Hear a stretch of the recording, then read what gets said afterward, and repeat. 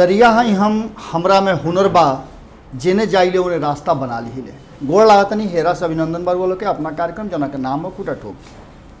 बिहार और बिहार के राजनीति में अब एक एक बात हो रहा बा कि चुनाव होई ना होई ये तो अधिगर बात बा, लेकिन चुनाव होई तो मुख्यमंत्री के बनी इस बात के लेकर के जबरदस्त आपन आपन मजबूत गति तैयार होके लागल बा। और सबसे बड़ा जीत हार से ज़्यादा मुख्यमंत्री कैसे बनल जाई एकर जुगाड़ ज़्यादा तेजी से हो रहा बा। और ये जुगाड़ में सब कोई बा।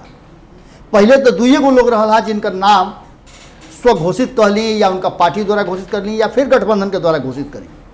उनमें नीतीश कुमार जो उनके वर्तमान मुख्यमंत्री बनन और लालू प्रसाद के छोटा सुपुत्र तेजस्वी यादव जो उनकी वर्तमान में नेता प्रतिपक्ष बनन, उनका नाम उनका पार्टी के तरफ से घोषित कर गया।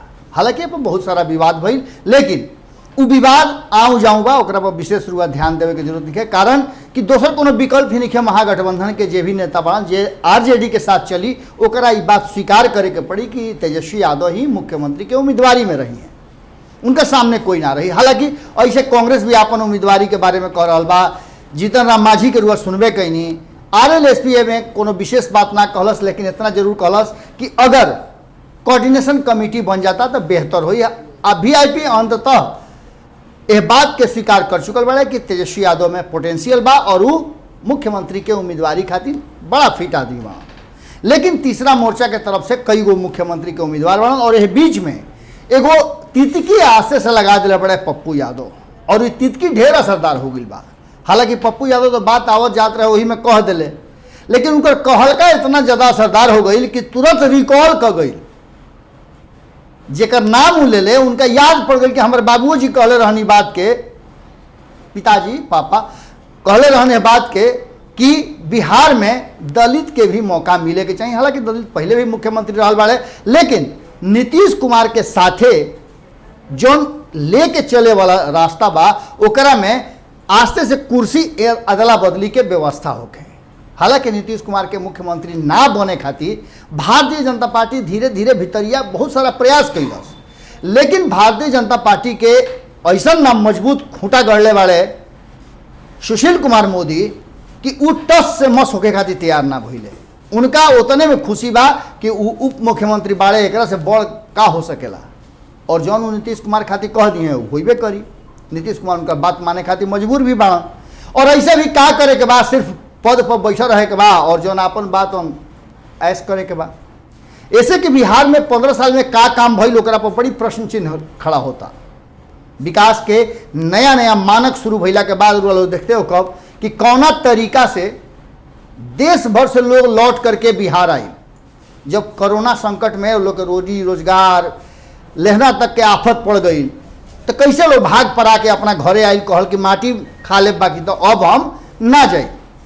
हालांकि सरकार रोजगार के बहुत बात कहलस, रोजगार खातिर बहुत सारा बात हो रहा बा, लेकिन 500 रुपया और 1,000 रुपया दे करके कहीं ना कहीं नीतीश कुमार और केंद्र सरकार एगो बात तो कह ले बा कि लोग के जुबान पर बात जरूर बा कि कोरोना संकट के दौरान 500 और 1,000 रुपया वो लोग के भेटाइल बा। वो लोग देख लो कि भारत लाइव के जब रिपोर्टर्स अलग अलग लोग से बात करता रहे तो ना घड़ी लोग बात जरूर कहता, लेकिन एकरा से बड़ बात हो गई बा राशन वाला। राशन के भी बात कहल जा रहा बा, मुफ्त में राशन अब छठ तक ले दियाई और समझते बानी काहे छठ तक ले दियाई। हर पार्टी हर गठबंधन आपन आपन प्लान बी यानी सेकंड ऑप्शन लेके चल रहा बा। अब भारतीय जनता पार्टी एकरा में माहिर बा। भारतीय जनता पार्टी अपन दरवाजा हमेशा खुला रहेला, भूणी खोल के रखेला कि जहां भी सरकार बनावे के जरूरत पड़े जौन भी चीज चाही उस सारा चीज ओकरा लगे मौजूद बा और वो ले करके वजह पहुँच करके और सरकार के हिस्सा बने खातिर 24 घंटा तैयार रहेला। 2 बजे रात में भी रुआ खाली एगो विसिल मार दी कि सरकार फलना जगह बनावे के बाद तो भारतीय जनता पार्टी पूरा दल बल के साथ वजह पहुँच जाई और सरकार के शपथ ग्रहण हो जाई। खैर ये तो अलग बात बा, लेकिन 2020 के चुनाव थोड़ा सा अलग बा और भारतीय जनता पार्टी भी ये बात के खूब बढ़िया से समझ रहा बा कि नीतीश कुमार के अभी उस कावला के जरूरत नहीं है। नीतीश कुमार जौन करते उनका करे दिया, उनका पार्टी जौन कर रहा बिया तो करे दिया। डिजिटल माध्यम से रुआ देख लो कि सीधा चुनाव के तैयारी में लगातार जदयू के नेता लोग लागल बा। RCP सिंह खूब मेहनत करता है संगठन के मजबूत करे खातिर, डिजिटल और वर्चुअल रैली के माध्यम से रोज अलग अलग प्रकोष्ठ से बात करते रहे। और एक बाद डिजिटल रैली के शुरुआत 16 तारीख से 15 तारीख से हो जाई। 15-16 के अलग अलग जगह से बातचीत हो रहा बा। ओकरा बाद 4 लोग के कमिटी बनल बा और कमिटी प्रतिदिन डिजिटली लोग से बात करी। ये प्लान एक बा। प्लान बी के भी बात चर्चा हमने की कैले। प्लान बी भी बहुत मजबूत बा नीतीश कुमार के। और प्लान बी में कहीं ना कहीं नीतीश कुमार ये चाहता रहे कि चुनाव के पहले तो उनका संगे जो हो रहा बा तो होते बा, चुनाव के बाद भी हाथ में उनका पूरा मजबूत चाबी रहे। कारण के संगे संगे अब की हाली उनका यह बीच में आ गई बड़े रामविलास पासवान और उनकर सुपुत्र। यह बात के लेकर के नीतीश कुमार के डर भीतरे भीतरे जाड़ हो गई बा। कारण कि यह 15 साल के दौर में रुआ देखले हो कब कि कभी भी प्रभाव में ये दोनों पिता पुत्र ना रहे हैं। और भारतीय जनता पार्टी से जैसे चले वैसे आपन बात मनवावत गई। लेकिन वह याद हो कि पहला हाली जब मुख्यमंत्री बने खातिर नीतीश कुमार बिहार के आई रहन तो 11-12 दिन में उनकर 56 कर्म कर दिले रहन रामविलास पासवान। बंगला के चाबी लेके चल गई रहन। और फिर उनका यह डर लगता कि कहीं ऐसा ना कि बंगला के चाबी मत ले लेस। यह प्लान बी बा नीतीश कुमार के। प्लान बी बा कि कोनो सूरत में चिराग पासवान के हाथ में बिहार में पावर मत आवे ना तो फिर चाबी वाला खेला करे लगी हैं। ऐसे कि वह समझ ली कि चिराग पासवान लगातार 40 से ऊपर सीट के डिमांड करता रहे, जौन की ऑफ द रिकॉर्ड लेकिन बहुत विश्वस्त सूत्र के द्वारा ये बात कहल जा रहा बा। उनकर कहना बा कि 2015 में नीतीश कुमार जैसे समझौता महागठबंधन के साथ कैले रहन वैसे ही समझौता 2020 में एनडीए में भी करस। 101, 101 और 41 सीट के या फिर 100 और 43 सीट के फॉर्मूला तय होके अभी तकले 100 43 सीट के फॉर्मूला बा। और एक फॉर्मूला पर माने खातिर नीतीश कुमार कोनो युग में तैयार ना हुई हैं, कोनो स्थिति में तैयार ना हुई हैं। ऐसे कि उनका पता बा कि कहीं अगर हाल 2019 वाला भइल और मन मिजाज बिहार के जनता के बदल गए और महागठबंधन के छोड़ के कहीं एनडीए के तरफ लटक गई तो ये रुआ बुझ ली कि 43 गो में से 30 गो सीट अगर लेके आ गई तो नीतीश कुमार के कबहुँ हिला सकेले। और दूसरा तरफ भारतीय जनता पार्टी बा जौन 24 घंटा केहू के संगे सरकार बनावे खातिर तैयार रहेला। और भारतीय जनता पार्टी के बड़ी दिन से ख्वाहिश भी बा कि बिहार में ओकर एगो मुख्यमंत्री होई। ऐसा स्थिति में झिटकी सुशील मोदी के भी दिहल जा सकेला। कई गो लोग नया कुर्ता पैजामा 15 में सिया के रखले रहे। ढेर कुल नेता रहन भारतीय जनता पार्टी के पूरा विश्वास रहे 2015 में कि ओकर सरकार बन जाई। कतना लोग के कुर्ता पैजामा आज तक ले तमाइल बा, बक्सा में जौन बंद बा तौन बंदे बा।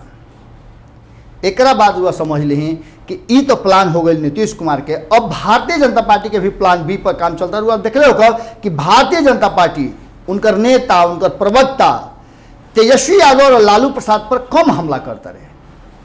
उस सीधे सीधे एक ही बात कर रहा बड़े कि का केंद्र सरकार कैलस, नरेंद्र मोदी का बिहार के लोग के देले और बिहार के लोग खातिर का सोचत रहे आगे। पर एमे नीतीश कुमार कहीं नहीं खन। नीतीश कुमार के 7 निश्चय कहनी चाहे जौन कर ली। हाँ 7 निश्चय के बात कहनी तो हाल फिलहाल में नीतीश कुमार के गृह जिला में एगो बड़का पानी के टंकी के व्यवस्था भर रहा। जैसे हमें पानी भरा वैसे धराशायी हो गई है विकास बा और विकास पानी में डूब गई। खैर ये सब बात तो होते रहला, पुल धस जाला। एकरा अलावे बाढ़ और सुखाड़ अब देखा तनी कि नया एने बाढ़ के तना तानी चलल बा, लोग प्राण दे रहा बा बाढ़ कैसे बाढ़ से बाँचल जाओ। और दूसरा तरफ है सुखाड़ के पानी देवे के व्यवस्था नीतीश कुमार की तरफ से हो रहा बा। संजय झा खूब जम के बात के प्रचार कर रहा बा कि अब हर खेत में पानी पहुँचावल जाई। अरे पहले वो पानी संभार नहीं यार जौन पानी बर्बाद कर रहा बा बिहार के। 15 साल हो गई। 15 साल से एक बात हर साल होला कि आधा बिहार पानी से तबाह हो जाला। लेकिन नीतीश कुमार के लगे अब तक ले कोई योजना ना बनल। जल जीवन हरियाली कर ले, पानी के नया स्रोती खोज ले, लेकिन जो पानी तबाही मचावता ओकर रास्ता कभी ना निकलल कि ओकरा से बिहार के फायदा भी हो जाओ और बिहार के लोग डूबो मत करो। नदी जोड़े के बड़ी व्यवस्था भई रहे, बड़ी बात होत रहे लंबा चौड़ा, लेकिन आज तक 15 साल में ना भई। फिर खाली लोली बोली दिया रहल बा कि आवे वाला 5 साल में तो बिहार के स्वर्गे बना दे। 15 साल में स्वर्ग ना बनल, अब आगे स्वर्ग कैसे बनी, प्लान बी के बात करते रही हम। और प्लान बी के बाद में भारतीय जनता पार्टी पूरी तरह से मजबूत खूंटा गाड़ के बैठल बा कि अब की हाली भी सरकार ओकरा भेटेबे करी, जीते केहू नीतीश कुमार हारस आ भा तेजस्वी यादव जीतस। जे भी जीती ओकरा में कहीं ना कहीं अपन हिस्सेदारी खोज रहा भारतीय जनता पार्टी, और प्लान बी के तरफ पूरी तरह से तैयार बा। हार्डकोर जितना नेता बान रुआ देख लो कि सब लोग के मुंह पर टेप चिपकावल बा, तब तक ले जब तक ले कि नीतीश कुमार खुल के सामने नहीं खनावत। और ये प्लान बी बड़ी खतरनाक बा। एक तरफ जहां नीतीश कुमार चिराग पासवान के विकल्प के रूप में ले आकर के जीतन राम मांझी के खड़ा कर दिले बड़े, और भारतीय जनता पार्टी के बार बार कहते रहे कि इनका के एक्सेप्ट कर लो और उनका के आस्ते से झटका दो। और ये चिराग पासवान भी प्लान बी में काम कर रहे बड़े, और उ हर हाल में अब की हाली सरकार जेकर भी बने वो सरकार के हिस्सा बने खातिर अपना के पूरी तरह से तैयार और मजबूती के साथ योजनाबद्ध तरीका से तैयारी कर रहे बड़े।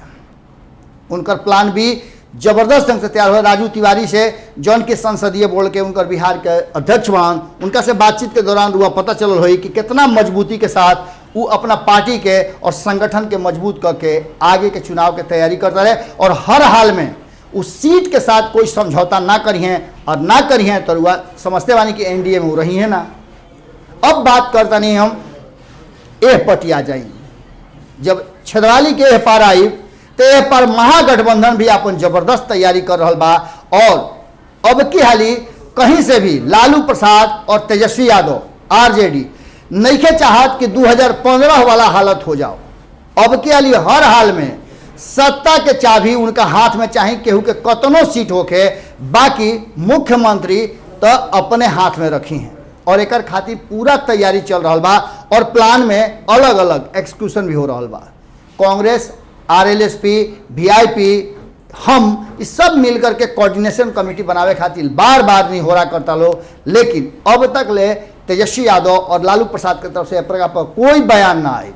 जगतानंद सिंह के जरूर अधिकृत कर दिया गई बा कि वह बात के करस, पर ये सब बात के बीच में रुआ से एगो बात बताया तनी कि प्लान बी के तहत एगो सीधा तो रुआ नजर आता कि Congress, JDU, RJD, BJP, LJP, RLSP जितना भी दल बाड़े अपन अपन तैयारी तो करते बाड़े, लेकिन गठबंधन खातिर जो तैयारी बा वो तैयारी में कहीं ना कहीं जहां तेजस्वी यादव और कांग्रेस एक गति नजर आ रहा बा, वो ये कांग्रेस पर दबाव भी डालल गई बा कि तहरा जितना भी लोग के लड़ावे के बाद चुनाव लड़ा लो, जितना भी लोग के सीट देवे के बाद दे लो, लेकिन हई 160 गो सीट छोड़ला के बाद जो रेस्ट सीट बचता ओकरा में तू जितना से जितना कोऑर्डिनेशन कमेटी बना लो, अच्छा जेकरा के मन करे अपना भी रख के सीट बांट लो।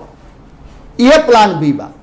ये प्लान बी में कहीं ना कहीं आरजेडी के सोचना ही बा कि अब की हाली अधिक से अधिक सीट ओकरा भी रही तो उस समझौता कोई से भी करे खातिर पूरी तरह से मजबूत स्थिति में रही। और यह अब के हाली के प्लान बी बा जौन की आरजेडी अपनावल चाहता, नईखे चाहत कि अपना हाथ के चाबी हम कोई दूसरा के हाथ में दे दी। यह बात के लेकर के पूरी तरह से योजनाबद्ध तरीका से टस से मस होके के तैयार नईखे, चाहे ओकरा में जीतन राम मांझी कहीं चल जास या केहू कहीं चल जाओ। दोसर का तरफ चिराग पासवान के आमंत्रण पत्र भेज के कहीं ना कहीं कांग्रेस के, आरएलएसपी के, वीआईपी के ये बात के जरूर समझा दिले बान तेजस्वी यादव कि अगर तहनी के नईखा लोग बात मानत तो हमारा लगे ऑप्शन या विकल्प 2 के नाम पर कहीं ना कहीं चिराग पासवान मौजूद बाड़े। और चिराग पासवान के भी अगर उप मुख्यमंत्री के कुर्सी मिल जाता तो उनका कोई दिक्कत नहीं है, क्योंकि बिहार में आपन मजबूत खूंटा गाड़े खातिर वो तैयारी कर रहा बा। एक प्लान में सबसे मजबूत प्लान अगर कोई के बा तो वो प्लान बा भारतीय जनता पार्टी के। भारतीय जनता पार्टी कहावत सुन लो, भोजपुरी में बड़ा बढ़िया कहावत बा कि दुल्हों के चाची या दुल्हनियों के चाची। भारतीय जनता पार्टी पूरा अपन खूंटा मजबूत गाड़ करके और ओजे से बैठ के ऊंचका पर से देख रहा बा कि के का अपन रणनीति और राजनीति बनावता। हालांकि आरजेडी के कहना बा कि कोनो सूरत में हम भारतीय जनता पार्टी के साथ ना जा सकीले, लेकिन ये बात तो नीतीश कुमार भी कहले रहा। नीतीश कुमार भी कहले रहा कि जीते जी भारतीय जनता पार्टी के पास ना जाए, लेकिन बाड़न कहाँ इस सब कुछ जान रहा बा। अब आवे वाला 2020 के चुनाव में जौन ई नया समीकरण प्लान बी के बन रहा बा, ये बहुत मजबूती से बन रहा बा और प्लान ए से भी बड़ा प्लान बी बन रहा बा। कारण कि बिहार के जनता के मन मिजाज के भापे में अभी कोई भी सफल नहीं है। हाँ, एक बात तो जरूर बा कि भारत के चुनाव से अलग होला बिहार के चुनाव। बिहार के चुनाव में हमनी के जौन लगातार जनता के बीच में जा रहल बन जा, हमनी के रिपोर्टर्स जा रहल बड़न, रुआ देख लो कई गो ऐसा शो बा जना में लाइव के दौरान जनता जौन बात कह रहल बाड़ी, वो बात में एक बात तो स्पष्ट हो रहा बा कि जनता अभी चुनाव से अपना के बिल्कुल अलग रखले बाड़ी और चुनाव पर कोई सोच या विचार नहीं होत। कोरोना बहुत बड़ा संकट आ गई बा और एक कोरोना संकट में लगातार एक बढ़ला से लोग परेशान और चिंतित बा। दूसरा तरफ जौन 50 लाख के आसपास जो लोग वापस आइल बा, वो लोग के भी स्थिति रोजी रोटी के तलाश में बहुत ज़बरदस्त ढंग से टेंशन में पैदा हो गई बा। वो लोग के रोजगार के अभी तक कोई अवसर ना मिलल। दूसर का तरफ बाढ़ तबाह कैले बा, तीसर का तरफ कोरोना परेशान कैले बा। अब एह में चुनाव अभी जनता कुछ नहीं के सोच ले और यह कारण बा कि डिजिटली चुनाव के लेकर के हर कोई अपना के तैयार अभी एकदम नहीं करत और ना एकरा पर कोई सोच बा। जनता चुप्पी सध ले बाड़ी और जनता के चुप्पी हर दल के बहुत परेशान कैले बा। कैसन लागल विश्लेषण जरूर बताई सब है। कारण कि प्लान ए से ज़्यादा प्लान बी बड़ी मजबूती से हर गठबंधन और दल बना रहा बड़े और यह प्लान बी अब की हाली 2020 के चुनाव के बाद सरकार में देखे के मिल सकेला। फिर काल भेंट हुई यही ठेहा पर जना के नाम है खूटा ठोक के गोड़ लागत नहीं। बढ़ाएं अपना कदम सक्सेस की ओर शिखर करियर इंस्टीट्यूट के साथ। शिखर करियर इंस्टीट्यूट पूर्वी भारत में एकमात्र कोचिंग संस्थान जो एक्सक्लूसिवली है मेडिकल एंट्रेंस एग्जाम के लिए।